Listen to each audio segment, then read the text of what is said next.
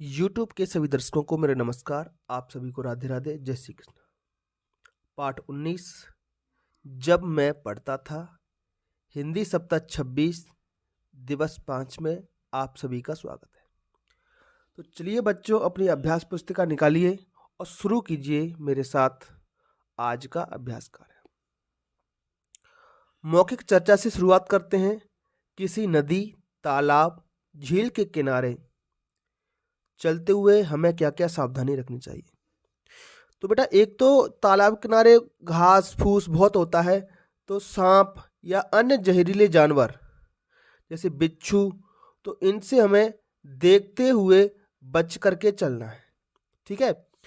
और एक हमें सावधानी रखनी है कि हम फिसल ना जाएं, ठीक है। दो चीज़ों के बारे में आपको निश्चित रूप से सावधानी रखनी चाहिए। अगला है, खेलते समय हमें किन किन बातों का ध्यान रखना चाहिए। तो खेलते समय आप ध्यान रखें कि किसी को चोट ना लगे, राइट। इसके साथ साथ खेल के जो नियम हैं उनका पालन करें। और कितने समय तक आपको खेलना है, जरूरी नहीं है 1 घंटे की लंच है, आधा घंटे की लंच है, आप 2 घंटे लगातार खेलते रहे हो, पढ़ाई का टाइम निकाल दिए, खेलते खेलते बहुत समय निकल गया, रात होने को आ गई, तो इसका हमें विशेष ध्यान रखना है। सुबह सवेरे घूमने से गांधी जी को क्या लाभ हुआ। तो जब ये आप पढ़ोगे तो आपको पता चलेगा, सुबह सुबह घूमने से शरीर मजबूत होता है। गांधी जी ने खुद कहा था कि हमें सुबह घूमना चाहिए, इससे शरीर ताकतवर और मजबूत बनता है।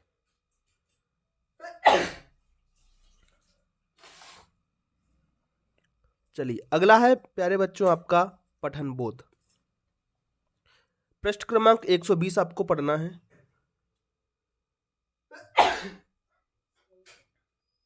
सॉरी,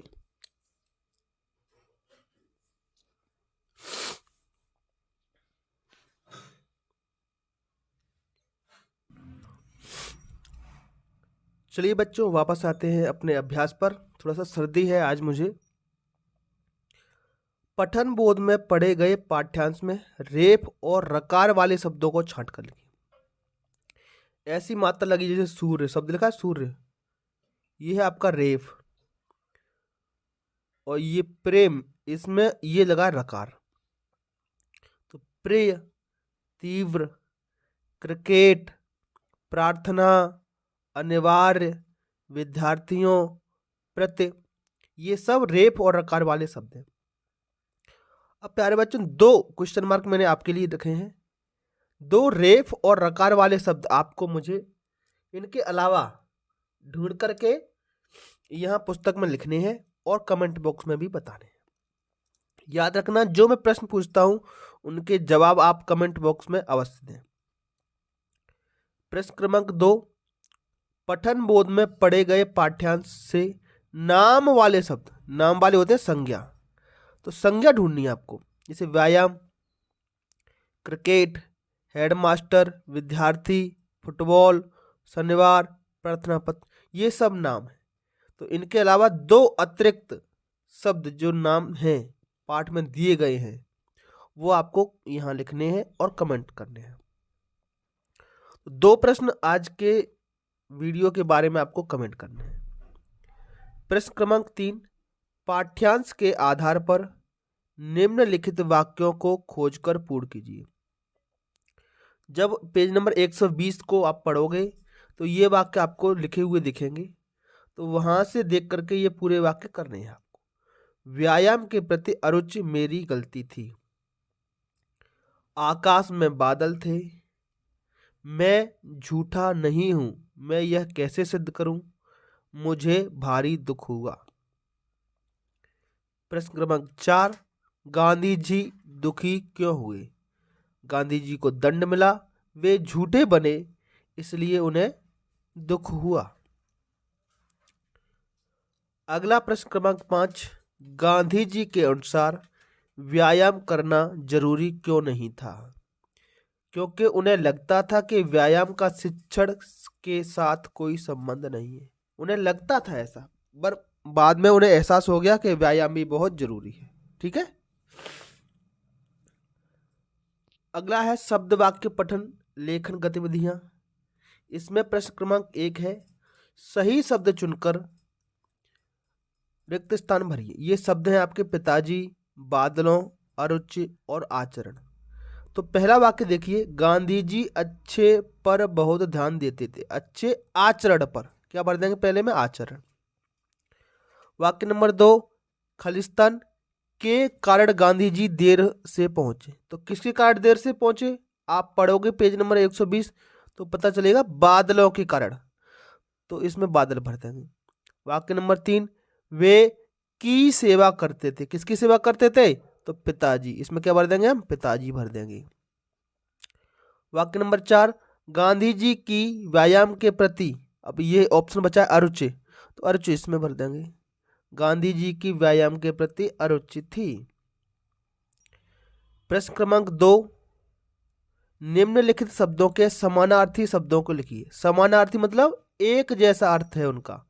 अनिवार्य को हम कहते हैं जरूरी, दंड, दंड को हम सजा भी कहते हैं, अनुशासन को नियंत्रण और आचरण को व्यवहार भी कहते हैं। इसके बाद धारा प्रवाह पठन है। एक दिन एक लड़के ने इरादा किया कि वह साधु को गुस्सा दिलाकर ही रहेगा। जब वह साधु रोज की तरह नहाकर जा रहे थे तब लड़के ने उन पर धूल डाल दी। साधु चुपचाप नदी पर जाकर दोबारा स्नान कर आए। ऐसा 2-3 बार हुआ पर साधु ने एक बार भी कुछ भी नहीं कहा। साधु की सहनशीलता देखकर, क्या सहनशीलता देखकर लड़के ने अपनी हार मान ली। उसने दौड़कर साधु के पैर पकड़ लिए और माफी मांगी। तब साधु ने कहा कि अच्छे काम की हमेशा जीत होती है और बुरे काम की हमेशा हार। अब प्रश्न क्रमांक 1, लड़के ने हार क्यों मान ली? तो सहनशीलता देखकर, ये लिखा है ना, साधु की सहनशीलता देखकर उसने हार मान ली।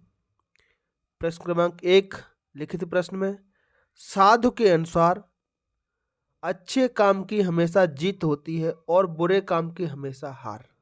ठीक है, तो अच्छे बुरे का ये परिणाम होता है।